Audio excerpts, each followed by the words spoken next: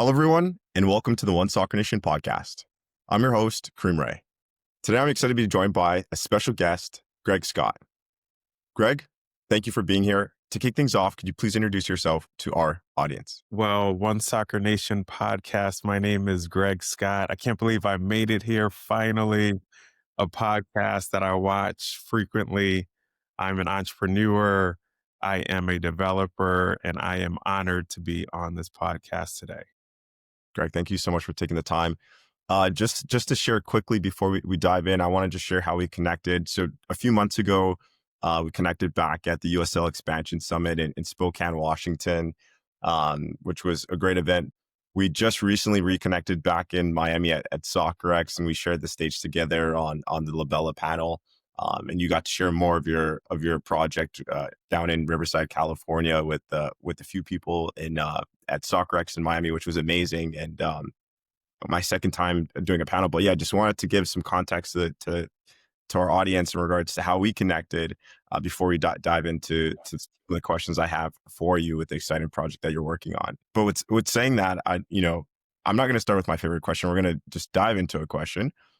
Your entrepreneur journey spans multiple industries: real estate, development, and now professional soccer.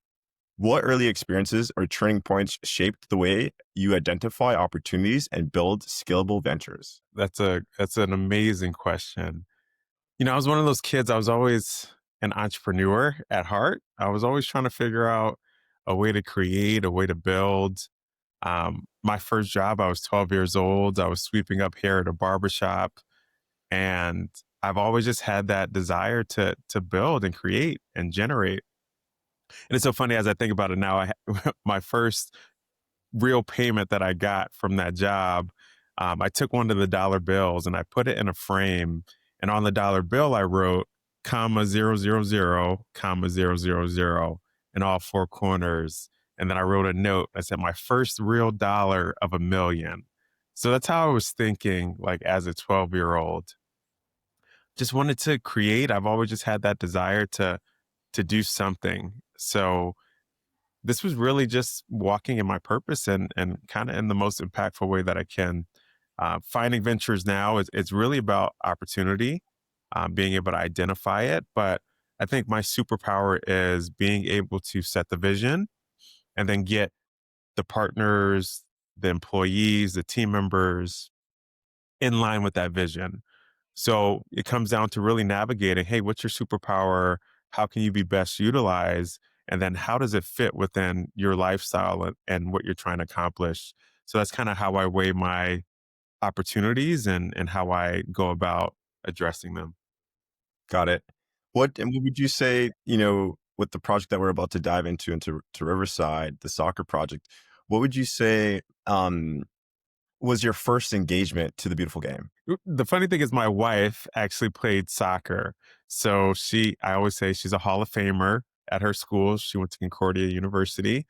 So she's always wanted me to be involved in soccer. And I remember watching her while we were both in college, and she was always really, really good. But I actually grew up as a basketball player and a basketball fan. So she would always say, hey, you should watch the game. And I would watch here and there. But I remember the World Cup with France and Argentina. And I saw Messi and Mbappe go at it. And what an amazing, beautiful game. Exciting roller coaster, full of just tension. And I really started to see the beauty there. And it's a lot different than what I'm used to in basketball, where you're going to get, upwards of 200 points, right? Soccer was really this thing of, hey, you're on this roller coaster of, hey, we're getting close, we're getting close.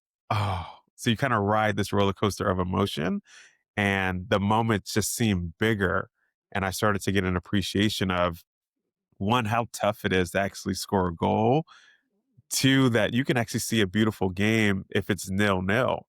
And that was just mind blowing to me that was out there, and I started to see the nuances. But that World Cup was, it was just an amazing experience and really kind of opened my eyes to the game. Yeah. That's a great story. And I actually never asked you. It's interesting. I mean, our two encounters in person, I never asked you what sport you were. So now I know you're a basketball guy at first, but now you're a soccer guy. um, but so, and then your wife. So that's amazing. So you were around the game a lot, but I guess so that World Cup was a big turning point for you. And now, coming to next year, the 2026 World Cup, where it's going to be in our backyard, Canada, US, and Mexico are hosting. Um, something I would have saved for later, but I'll just ask now. What are your thoughts on that? I mean, what an exciting time, right? Last time we had kind of this catalyst, it was the last Olympics in, I think, 94. And we saw what that really birthed kind of the MLS and that initial kind of rush of soccer in the US. So now we're kind of at the second renaissance where the women's game is growing and they're starting to get their own professional leagues and they're getting their own traction. And now we're going to have an opportunity to really have the second going and renaissance of soccer in the United States. And it's one of and when you think about soccer and the United States, think about all the other professional leagues that the United States have. They're typically the number one league globally in their sport. NFL, NBA, MLB, NHL. But when you look at soccer, we're probably top 10 maybe as a league globally. So we really have room to grow and to go. And there's a lot of trajectory here. So I really see this as an opportunity for us to grab some more market share, some more eyes, for some more young kids to say, wow, I want to do that. And I want to represent not only our nation, but I want to represent as a player and my family. And this is a pathway to do so. So really exciting times and a great opportunity to grow the game here. Yeah. Yeah, and the MLS has been around for about 30 years. So, and if you look across the pond to Europe, one of the best leagues in the world, the EPL and the Premier League, has been around for 100 plus years. So there's a lot of growth in American soccer still. Um, and that's a point that I just always mention. There's so much growth, so much opportunity, and look how big the US is, right? Versus England, there's so many teams in England. I mean, that's just I think that's just the exciting thing. There's so much space and opportunity to launch teams. Um, but with saying that, switching gears, you've built a reputation for creating strategic partnerships that unlock long-term value. Can you share a moment in your career when collaboration fundamentally changed the trajectory of a project? You know, I think it's more of maybe more of an ethos, right, than a specific moment. Just really understood there's always two sides to every deal, two sides to every opportunity. So really the goal is not to see how much value you can extract, but where can you add value and how can you create a win-win?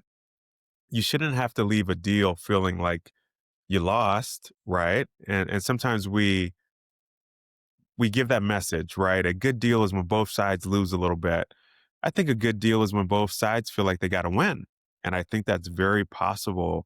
And I think that actually makes for a better relationship, better strategic value, and a longer term relationship where you don't feel like you left anything on the table. You feel like you got what you deserved and you feel like you created a strategic partnership that'll win for both sides. Absolutely. Coming to the point now that I keep mentioning, what inspired you to bring a professional soccer club to Riverside? And was there a specific moment when you realized that the city was ready for a project of this magnitude? Yes, a very, very organic process. I remember I was on vacation in Puerto Rico a few years ago, and I was introduced to an indoor soccer league, and they were looking for investors. They wanted me to potentially own a team or two. Ended up engaging a attorney, and they say, Greg, do not make that investment. It'll be bankrupt in 2 years. So I say, okay, well, I appreciate that. Obviously I was excited about the opportunity, but didn't work. But they say, hey, Greg, there is a team in Orange County that's looking for funds. Maybe we can connect you and see how that works. So we make the connection. We meet with James and his beautiful wife, Lisa, who are the majority owners of Orange County. We make the investment and I get my foray into professional sports and really to see the behind the scenes of not only soccer, but the operation, but how it unites a community and the value it brings to a community and how people cheer and it brings them together and they have a common pride.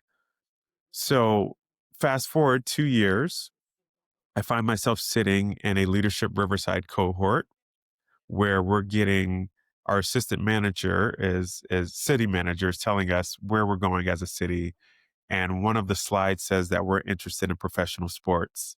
So my ears perk up. Hey, maybe I can help facilitate this conversation. And I reach out to city staff. They say, yes, Greg, we're interested. We have a strong attraction. Go do your due diligence and bring us something back. So when it comes to identifying the city, it really wasn't that difficult because Riverside is one of the largest cities without a professional sports team. So as I started to look, I did my research on like size cities, Orlando, Cincinnati, Pittsburgh, very similar in our city demographics and population, but realized that our county was 2 to 3 times bigger than these other locations. But these other locations had 2 to 4 professional teams. So that showed me that there was opportunity. And I said, okay, if they can do it, we can do it here. So really the city was on board because they understand what sports can do. And especially in a heavily Hispanic population like we have in Southern California, where sports is king, and we have multiple professional sports teams throughout LA County and Orange County, Riverside County being next to those counties and in between San Diego, it just made a lot of sense. Understood. Um, for those that don't know, um, where not too familiar with Riverside, California, if someone wanted to watch a professional sports, whatever it was, is there any existing professional sports within California Riverside? And if not, what's the distance between the other sports franchises around? Great question. So, zero professional sports in the city of Riverside. If you go to LA, which is about 60 miles to the west, you have the Clippers, Lakers, Dodgers. If you go to Orange County, which is about 30 miles to the west, you have the Ducks, which is an NHL team. You have the Angels, which is a baseball team. So in our region, there are zero professional sports. The closest would be a minor league hockey team that plays in the city of Ontario, which is about 20 miles north of Riverside. So our city is ripe for professional sports. And I think there is a economic activity where we're going to those games in LA and Orange County because that's what's available to us. But if there was an opportunity to not have to drive through LA traffic or Southern California traffic, that it would be of great interest to our region. Amazing. With saying that, there is there still considered competition in regards to media outlets, and building a fan base for the Riverside, California community, or is your market seen as a you guys not having to compete for media outlets and building a fan base because of that distance that you guys have from other markets? We're in a unique position where we're inland Southern California. So we're not directly next to the beach. So we're not competing with the beach. We're far enough to where you traveling to LA to catch a Galaxy or LAFC game can be a little bit burdensome. So we're kind of in this territory that's close enough, but far enough to justify having something of its own. And I think we're in such a unique position where being the first professional team, we get the opportunity to build the fan base. So we get the opportunity to create new fans, to potentially take fans that were fringe fans of potentially the Galaxy or LAFC that just enjoy the game. But if they could have something that had regional pride, they would latch on to that. And I don't think it needs to be a this or that. I think in LA, we've figured out that it can be a this and this. right? So if you go through our marketplace Southern California, it's not rare to have someone that supports the Dodgers and the Lakers or LA Galaxy and the Ducks, right? So it's in our kind of ethos that we have a lot of sports teams, we have a lot of fans, we have a lot of people in Southern California in general. So there's a marketplace for it, but we're in a unique position where we get to create our fan base. Very nice. Um, with saying that, can you share? I mean, I know a little bit of your background in regards to the relationship with the city, but can you share uh, on our platform, you know, the relationship that you built with the city throughout the time, and how you've been able to gain the trust and the opportunity to lead on this project?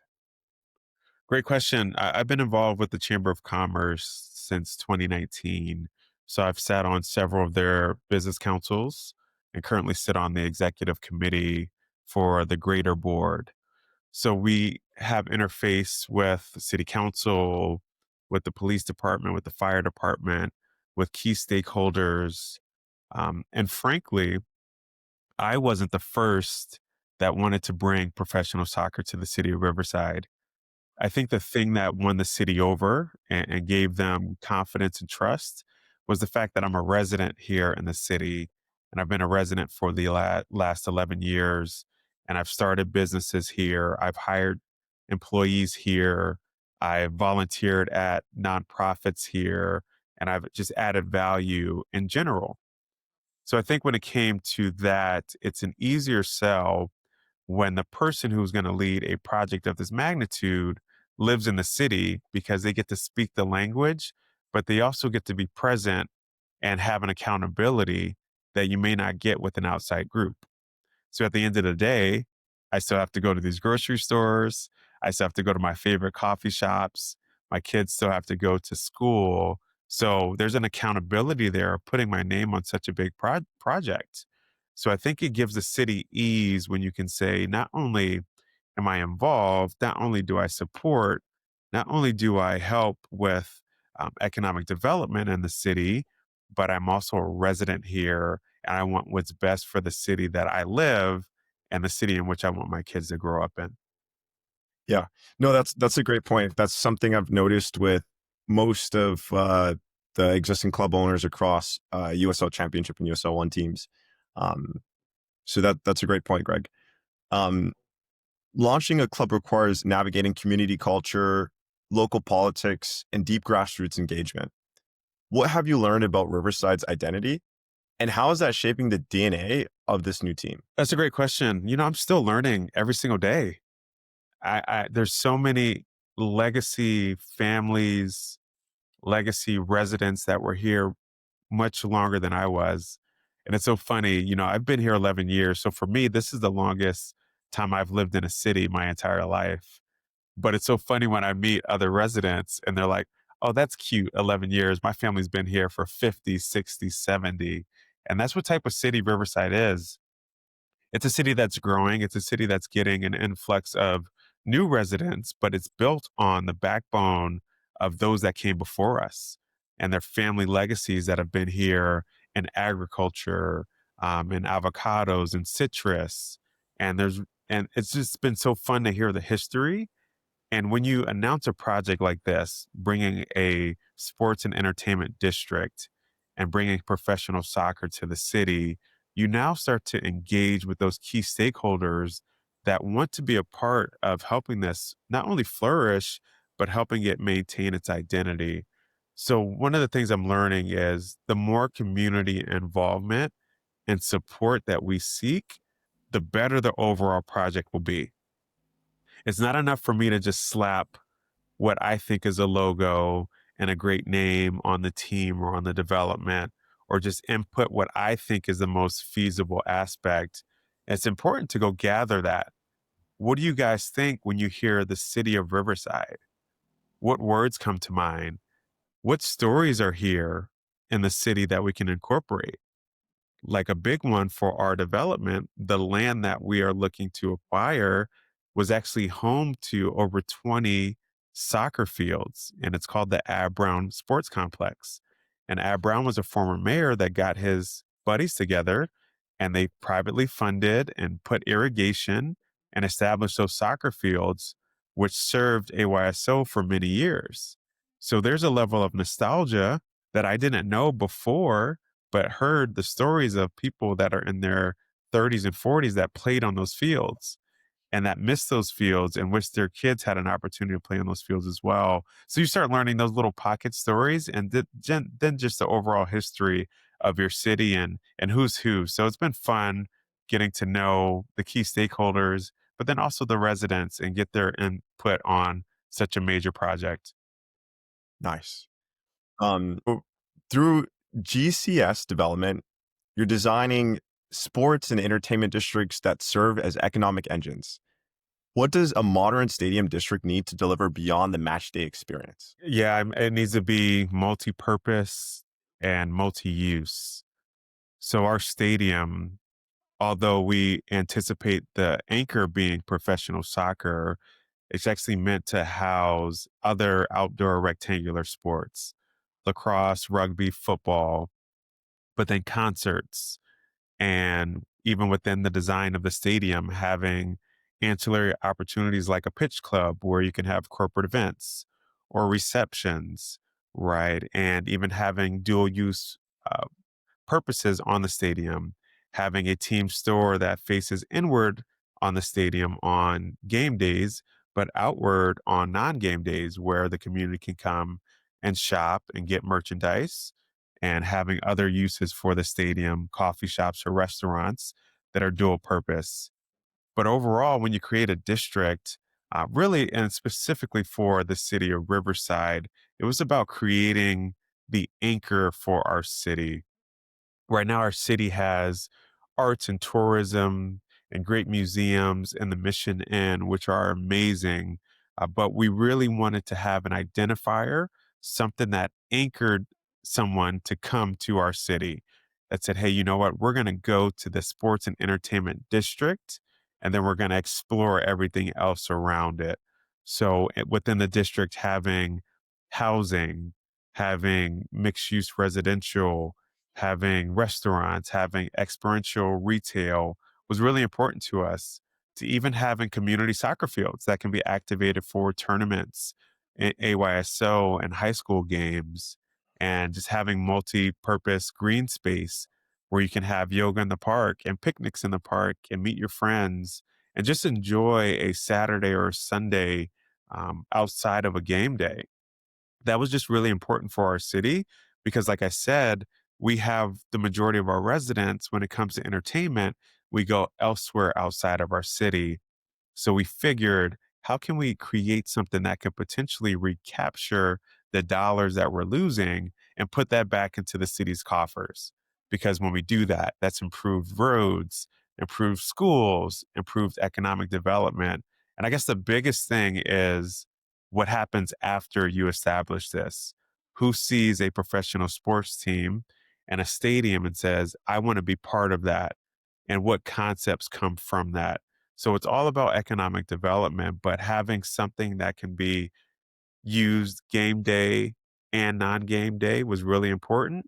And I think the days are gone where you just build a 60,000 seat stadium and just expect one sport to be able to fill it up.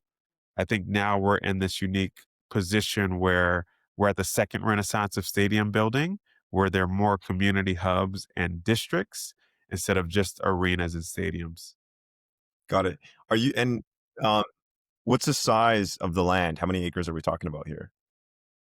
We're looking at a 56-acre development. Nice. And is it city owned land, state owned land, privately owned? If you could, or if you're able to share. Yes, this land is owned by the city of Riverside. I wanted to ask you now, what would you say has been the biggest challenge that you've come across um, with launching this project so far to date? Y- I tell people development is like a 10,000 piece puzzle. There's so many different aspects. It's so complex. You're dealing with multiple stakeholders. You're dealing with community engagement. You're dealing with potential capital partners and banks and development partners. So you're really putting together this unique puzzle, but it's how do you, they say, how do you eat an elephant? And it's piece by piece, right? So the challenges thing is just taking this big, broad vision and then condensing it into small little pieces that can be checked off step by step and then create this beautiful development. What's been your favorite part about the journey to date? I think, to be honest, the favorite part is probably my capacity. I've been more behind the scenes and just an operator, but it's been fun to see what my capacity has been. I've always shied away from speaking in front of stages and groups, but this project has forced me to do so. So I've been on panels and I've been at local universities and I've had to present to the chamber and other business groups. And what has traditionally been something that I've shied away from, I'm getting more comfortable. So it's been fun to do that and to see what I can accomplish. It's also been fun to have these conversations with people that are just so, enthusiastic about having soccer in their city and for their kids to be able to look up and have an aspiration and say, wow, there's an actual opportunity that I can make something out of soccer or out of my athletic abilities in my own city. So I think all of those conversations have been fun. The conversations and the people that I'm meeting in the sports world has been great and amazing, and the opportunity that sports afford. So this whole process has been fun. Yes, there's challenges, but I always look at the positive side. I'm so grateful to even have the opportunity to lead this project.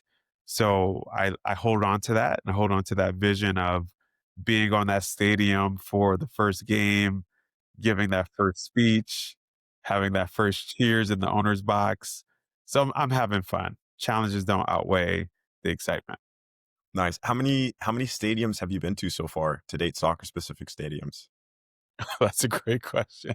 Now I'm going out of my way to go to different stadiums. Sheesh, I'm probably getting close to about 15 now, and that's impressive for me because that's probably in the last like year or so. So, I've tried to entrench myself into the different aspects. Like I was in Paris, I was able to go to the PSG stadium. What an amazing experience for a Champions League game. And I was in Guatemala and I went to their Division 1 stadium. It's a completely different feel and aspect and fan base and even to our American teams, right? Being able to go to the Galaxy and LAFC. So they're so unique in so many different ways. So I'm excited to incorporate all of those experiences to create a unique one here in Riverside. Absolutely. What about because we were together out in, I mean, our first connection was out in yeah, Spokane, Washington, a USL One Club and Super League. I mean, yeah, USL Super League. I actually got their jersey right here in the back. Shout out to Ryan. Um, yeah, I mean, what about USL One or USL Championship stadiums?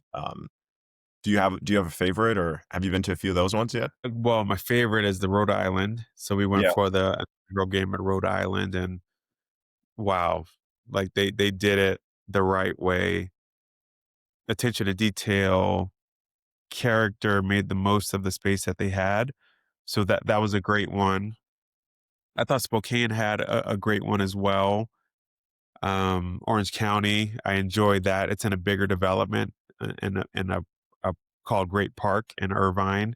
So I'm interested to see how the city continues to build out the rest of that space, but Mhm. concert venue, potential restaurants. So I've been to a few in the USL, and I see the announcements for the ones that are coming, and I think the USL is going to be a force to reckon with. Yeah. No, I've been to Rhode Island. Rhode Island was amazing. Louisville, Kentucky, their stadium out there, was very nice. Yeah. So, okay, so I wanna switch gears. I wanna come to Justin Papadakis. Recently had him on the podcast, and, he'd mentioned training facilities. So Atletico Dallas, don't have their jersey up right now. It's in the closet, but had the founders, Sam Morton and Matt Valentine, on the podcast, and they're building this few millions. I think it's up in the 80 millions plus or something like that. Don't quote me on the numbers, guys. But training facility, that was a big one. Real estate. And I had asked Justin about that. I mean, usually from what I'm seeing is a lot of mixed use district development projects coming out, not really mentioning the training side of things. Do you guys have a training component attached to what you guys are building, or is that something in the works? Or Yes, yes. So it's a part of a future phase for us. So working on acquiring a secondary site where we can essentially have our training facility, have some ancillary soccer fields, really drive some potential soccer tournaments and some other ancillary sport complex items there as well. nice. And that's where we dive into like the player perspective of youth development and creating that space for them, and then the growth and future of player transfer. I mean, actually, your club's at the top of that for player transfers in Orange County. But yeah, no, that's super exciting. And then just to comment on like from a player's perspective to be able to grow up playing soccer in Riverside now for the up and coming young talent, to be able to not have to look outside of their backyard and have that opportunity is truly amazing. I mean, I as a player perspective from my playing career, I appreciate that. So the work that you're doing is truly amazing. Um, what advice would you give to the up and coming young leaders? What advice would you give to them that want to get to a position that you're at in their life in the future? Yeah, and you and I have had this conversation. It's about adding value.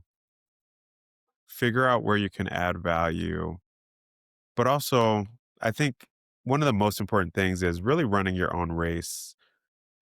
I didn't have too much of the pressure of social media to tell me what I didn't and didn't have at the time.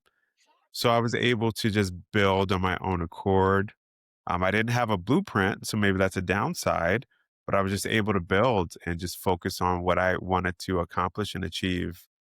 I think there's a unique kind of disconnect right now where young and up and coming potential entrepreneurs are faced with the realities of seeing people portray a lifestyle or a measure of success, and it's clouding their judgment and making some people make short-term decisions that affect the long-term kind of vision that they had set for their life. So I think the most important thing is define what life looks like for you and reverse engineer it. And one of the biggest things when it comes to being an entrepreneur is they always say, find your why. And I always say it's really finding, if you're going to be an entrepreneur, is it something that's keeping you up at night? Like, is it something that you can't, like that idea you can't shake it? And that was for me, like, I couldn't shake the idea of being an entrepreneur. And it was to the point that I said, if I do not at least attempt to be an entrepreneur, I'm going to live my life in regret. It had to get to that point for me to go for it. But I'm glad it was like haunting me because when times get tough, it's easy to quit. And I didn't quit because I felt like this is who I was supposed to be. Mm. Right. So I would say before you take that journey, kind of self assess, who are you? What do you want to do? What your value proposition is? What you want your long term life to look like? And will becoming an entrepreneur or will chasing success get you there? Or is there a better means for you to do so without this headache of being an entrepreneur? Because, yes, one Soccer Nation podcast right now, I'm successful, but the process that it took to get here is what a lot of people don't see. They don't see the nights where there was so much stress you couldn't sleep, or the nights where you had so much work and things to do that you forgot to go to bed, or when the deal didn't close and you needed that to be able to pay the rent, the amount of anxiety and fear that can come along with it gets left out of the social media post. And all you see is, hey, I'm Greg Scott, I'm doing X, Y, and Z, but you don't know the 7 or 8 years of fighting and crying and praying and overcoming obstacles and persevering. And I think that's the part that people need to recognize and understand comes along with it. You don't get to the success without that process. So I think you have to just identify if you're built for that, um, and really just be honest with yourself and understand that it's a process. But if you can make it through, I think there is light at the end of that tunnel. Absolutely. Yeah. Very powerful uh, advice that has been shared. Thank you, Greg. Um, and we talked about this in Miami too at dinner, and powerful. We had a powerful conversation there that night. Um, and so many things I could relate to on what you just shared. And again, I'd like to say that you're an inspiration to myself, um, in regards to entrepreneurship and you doing what you're doing. Uh, Continues to light my fire and lets me know that this is possible, right? And for anyone else that wants to do a project like this, that it's possible for individuals that want to take on the responsibility of a project of this scale. You just have to put in that work, and then the key thing that you keep mentioning is providing value. So as long as you're providing value, you can do it. There's another. I want to switch gears and come back to, obviously we're talking everything we're talking about is soccer, but um sometimes I put a number on these projects, right? Like Rhode Island was like a $400 million project. We put that in our YouTube title. Or um you know uh the the Jacksonville project, Sporting Jacksonville, is a $1 billion mixed use development project. Do you guys have a number for the project yet? We had an initial number, but as you guys will see in development, things change. Yeah. So one of the things that we're doing is refining our site plan and our scope just based on some of the challenges that come with development, right? Some of the land use opportunities, some of the drainage and stormwater management that needs to be mitigated. So we've refined that. So we don't have a number. Got it. Okay. Is there Will you guys be releasing a number soon, anytime in the future?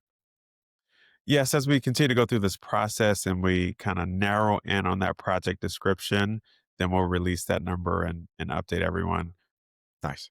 And then what are the projections on the amount of jobs that will be created? I mean, without giving a specific number so that no one comes back and tells me that I came short 10 to 20 jobs. The biggest thing is you go from construction jobs, right, then into sporting jobs. So we have this interesting pathway that we're marketing, which is a dual pathway to pro, right, on and off the field. So soccer teams obviously have soccer players, and that's amazing. That's on the field. But off the field, they have coaches and assistant coaches and physical therapists and athletic trainers and marketing and front office. So we have that dual pathway to create jobs as well. Then you get into facilities management with the stadium and the concert venue. And then you get into hospitality with the hotel and the retail locations and restaurants. So, more so, we're creating just multiple avenues of potential jobs, full time and part time, from construction to hospitality to facilities management. So, really providing jobs in the city of Riverside and creating that economic development. Nice. Coming towards the end here, just got a few more. Looking ahead, how do you envision technology, media, and sponsorship integrations transforming the fan experience?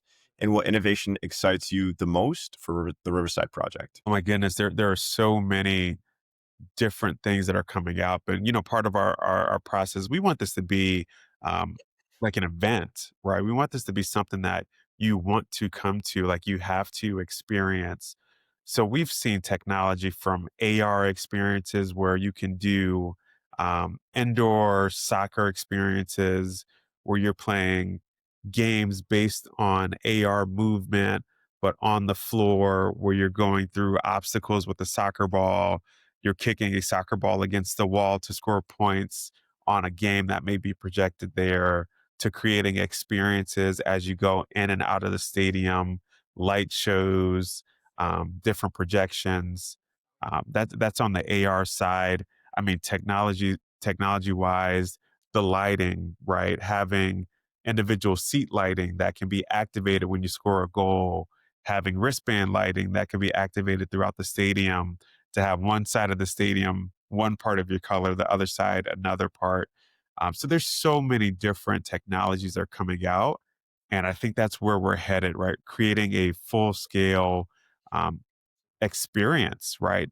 The game of soccer is so fun, but if we're being frank, it's different than when you're overseas. There's not a lot of frills when you're overseas. When we're at PSG game, no one left their seat the entire half. And if you got out of your seat, they were yelling at you to sit down and enjoy the game. There was no going to get popcorn or a hot dog.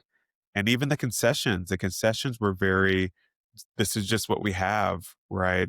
And I don't think we're at that level of sophistication here in the US where we are going to appreciate the game at that level because, like you said, they've had 100 years of the sport and we're going on 30, right? So, right now, we need to create that experience that excites, that compels, and brings people into the stadium and then allow the game to speak for itself. Absolutely.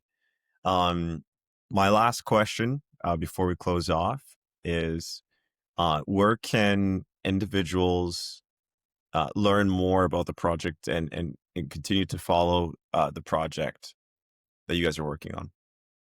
Great, great. So, I mean, first you can go to riversideprosoccer.com. So that'll be where you can get the news for the team. Over the next couple of weeks, we'll start doing some community engagement where the city and our region will be able to help name the team, identify the colors, the branding. So that'll be a lot of fun. We'll be releasing our social media channels as well. You can also follow me at Greg Scott JR on Instagram. I'm not the most consistent poster, but I'll post to keep everyone up to date. But those will be the two main channels. And once we do launch our social medias, you'll find out about that as well. Nice. And Greg, is there anything that I missed that you would like to share? No, I mean, keep up the good work. I see Soccer Nation as being the premier destination for soccer, especially in the USL and beyond. So continue to drive this thing forward. Continue to have great conversations, and I think what do they say? A rising tide lifts all boats. So the more successful you can be, the more light you will shine on soccer and the more fans that will come through the ecosystem and put this in its rightful place in the United States and beyond. Thank you. Well, Greg, thank you again for sharing your vision and spending time with us today.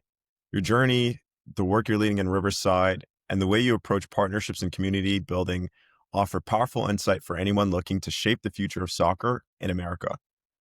And to everyone tuning in, thank you for joining us on the One Soccer Nation podcast.